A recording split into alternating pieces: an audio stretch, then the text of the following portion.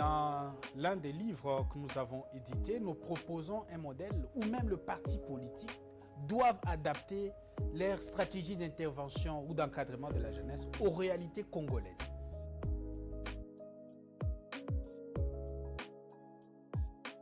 Nous avons des partis politiques qui jettent le jeune comme ça dans le militantisme, sans encadrement, sans un accompagnement spécifique visant leur insertion socio-professionnelle.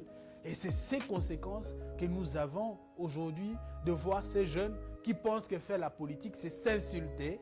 Faire la politique, c'est être derrière certaines personnalités qui sont en train de les manipuler nuit et jour, le renvoyer dans la rue.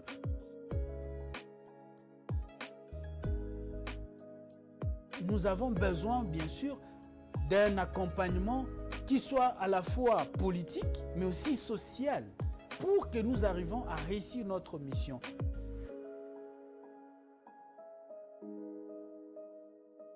Et donc, personnellement, au sein de l'Association panafricaine pour l'encadrement et la formation de la jeunesse, nous avons un mécanisme d'insertion socio-professionnelle qui aide, bien sûr, le jeune, peu importe leur situation actuelle, de se réinsérer valablement dans la société au travers notamment des formations pratiques dans les domaines de l'entrepreneuriat, la gestion de projets, le digital, l'éducation financière, etc. Bref, avec ces formations et un mentorat bien effectué, nous aidons ces jeunes à s'insérer utilement. Mais non.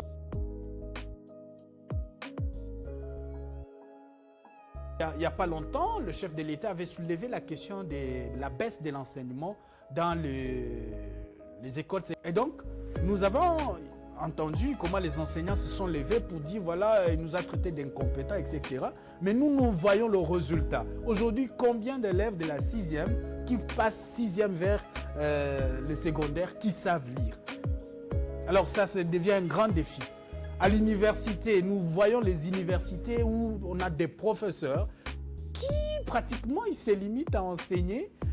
Même ce qu'ils enseignent, c'est du plagiat avec le système LMD qui est en train de rattraper. On a eu des nominations des jeunes qui ne correspondent même pas au profil des assistants. Et ça, ce sont des cas regrettables parce qu'on est en train de jouer avec l'avenir de la jeunesse dans l'éducation. Les jeunes qui sont compétents, ils sont rejetés. Et on nomme on est en train de politiser, tribaliser les universités. Et on joue avec l'avenir de la jeunesse sous nos yeux et nous croisons le bras. Nous nous disons d'ici 2040, la jeunesse, nous aurons un Congo fort, uni et prospère, alors qu'il faut résoudre le grand défi.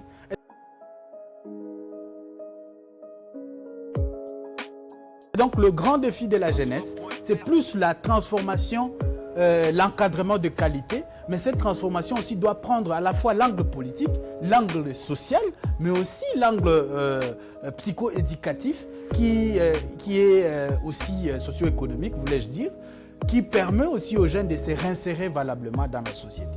Voilà donc ce dont nous voulons et ce dont nous nous battons de manière continuelle dans les cadres de notre structure, mais aussi dans notre lutte quotidienne en tant que personnalité politique, mais aussi acteur et leader de la jeunesse et acteur social. Voilà.